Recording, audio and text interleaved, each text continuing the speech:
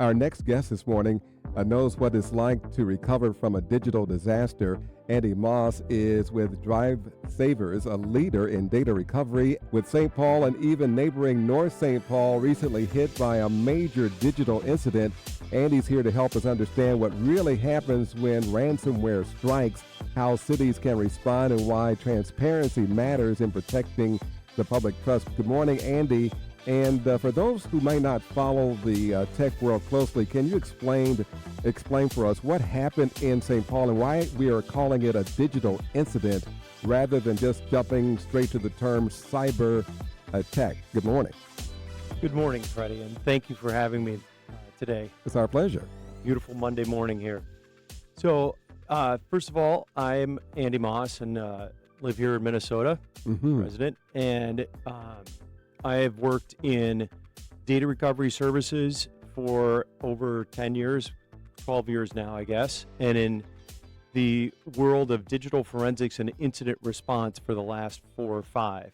And so specifically to talk about ransomware versus a digital security incident, just to describe for your listeners what that means is, well, first, the city of St. Paul had not confirmed that this was a ransomware attack. They called it a digital security incident. If you look at their website, it says, some services are compromised. They're investigating what a digital security incident might be. And there are all different kinds of digital security incidents, things that mean their systems have been compromised in one way or another. And that means that what we call a threat actor or a cyber criminal has somehow gotten into those systems and planted malware, or what we traditionally know as a virus, that will either infect those systems to corrupt them or encrypt them and cause damage. And the difference between and variations of that might be something called business email compromise, where you accidentally click on the wrong email that lets somebody get into your email, whether it's a personal account like a Gmail or Yahoo Mail, and then compromise. They'll look for your banking information, personal information, etc. And clicking on the wrong email, you're subject to what's you call a phishing campaign. A lot of people that do digital security training at their work hear about phishing attacks, smishing, vishing. There's all kinds of variations of that. All those ings. All those ings, yeah. Denial of service. Those are also called DDoS attacks, where there is sort of a digital war going on, attacking computer systems infrastructure that are trying to defend the network systems that operate a company. And there are supply chain compromises. We've seen a variety of supply chain things. So those are all kind of digital security incidents that might compromise a network and impact people's systems. Ransomware itself is its own kind of unique area or it's not an area. It is a digital security incident where malware has been planted on computer systems. It typically encrypts those systems, and usually what's happened in advance of somebody detecting this digital security incident is that they've gotten into the network, they've found valuable data, personal data or corporate data, and found a way to steal that data from the corporate network. And then what they do is they use that to demand a ransom for payment. And the cyber criminals, there's all kinds of cyber criminal gangs, or like I said, we call them threat actor groups, that will use that as leverage to demand a ransom payment. And that's what's happened here in St. Paul, from what we understand, as of yesterday. As of yesterday, yes. That's exactly what's happening. And it's also what's happening in North St. Paul. So do you believe it's the same tag or same bad actor? It's hard to know right now. The way that the firms that respond to these kind of digital security incidents and ransomware attacks discover that there can be an initial indication that's ransom note that's planted on the systems that are locked. So if employees came to work and found that they couldn't get into their computer system, and they'll find a ransom note that's on there, and it says, Oh, your systems are locked. Call your IT department and ask them to pay our ransom demand. oh my God. Yeah, it's scary stuff. It took some time before this incident was first reported publicly. From your perspective, why are these announcements delayed typically, and what factors go into the timing? So the number one reason for delay is that the IT personnel. So first of all, the City of St. Paul has between 3,000 and 3,500 employees. Okay. It's a big operation, and at least a dozen major departments that all have sub-departments too. You can think within, let's say, fire and emergency services. There's going to be your fire stations. You've got fire control. You've got they're dependent on the computer-aided dispatch or CAD systems that are that are connected to the 911 services. Mm-hmm. So all these different departments are interconnected, but yet they're typically, from a security standpoint, separated. And so it will take a while for the IT department and the IT leadership, information technology leadership, to identify what the scope of the impact is. It could be, for example, in North St. Paul's case, only the police department that was compromised. Wow. So, and then they don't always know that it was a ransomware attack immediately.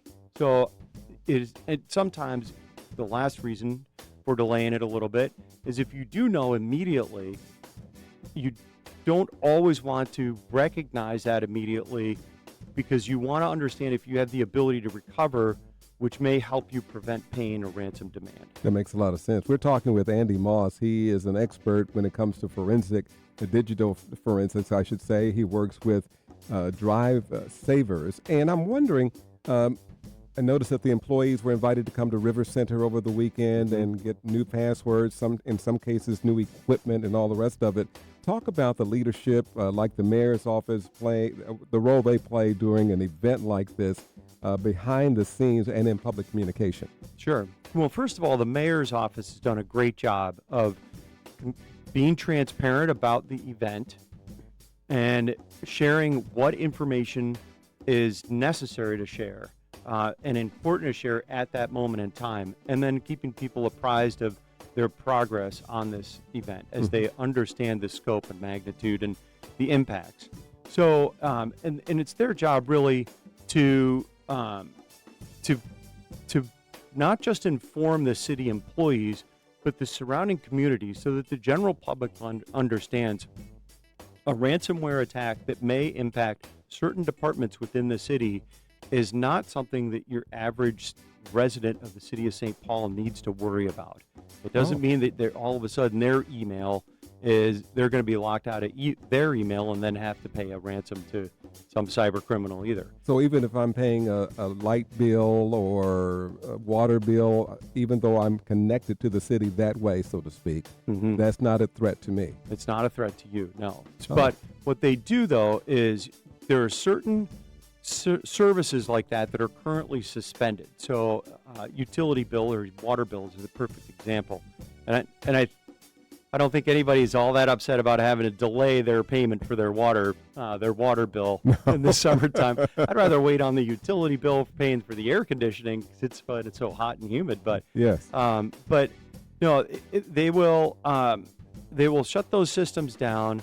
They'll make sure that they eradicate or clean the systems and eradicate the malware so that they're safe to operate. But as a user, you'll log into a system that's safe to use, and they will make sure that you just by you logging in, that's not going to compromise your system, either your phone or your computer that is logging in to pay your bill. So Andy, finally, why, in your opinion, why is transparency so important in an incident? I call it a digital incident like this, so to cover about everything. And what about the trust between different municipalities? And are there lessons to be learned between City of St. Paul, Minneapolis, and surrounding communities? There absolutely are. If you, well, first, on a global scale, there are tens of thousands of ransomware attacks, because we wanted to talk about ransomware, Mhm. tens of thousands of ransomware attacks per year. Not all of them are actually reported. So if you're a privately held company, you may choose not to share that you suffered a ransomware attack because you don't want reputational damage to your business. But when it comes to municipalities, and like the city of St. Paul and the city of North St. Paul, transparency is critical because you serve the general public. And on a global basis, there's an estimate that of all of the ransomware attacks happening globally, between 35 and 45% of those attacks are on municipalities. Really? It is a staggering number. And it's generally because their IT departments are underfunded. Taxpayers don't love paying for security technology, right? Every time we need more technology in our schools, we have to pass a referendum or a bond in our elections. And they squeak by. And they squeak by if they get by at all. Right. You know? So, and that we're dependent on technology to help educate our kids. So anyway, that transparency is critical though, because especially from a municipality standpoint, you are serving your residents. Your residents are your customers. Mhm. It's different than a corporate ransomware attack where your customers are the people that buy your services or products, either in store or online or whatever, or you're a some kind of a local service provider. You may not want people to know that you suffered a digital security incident, but transparency is fundamental. And like I said, the mayor's office has done a great job in this case. We're talking with Andy Moss, and just to wrap this up for us, what can Joe listener, St. Paul resident, North St. Paul resident, Minneapolis residents, people who are listening to us, do to protect themselves? We've got about 30 seconds left. Okay. So first of all, whether you're a home user or a corporate user, always back up your phone and your computer. Secondly, always make sure that whatever security software your company has as an employee, or you may, if you're offered at Best Buy and you're buying a new computer and they say, do you want to buy Norton antivirus or some other, security tool to protect your system, sign up for it, because your life is on your computer, your banking accounts, I just downloaded my Social Security statement. Yes. I don't want someone else having access to that information. So always back up. And then if you're a corporate employee or a city employee, always use multi-factor authentication, which is, the dual password or extra security step that's required to log in. So those things, and then allow people to do their jobs.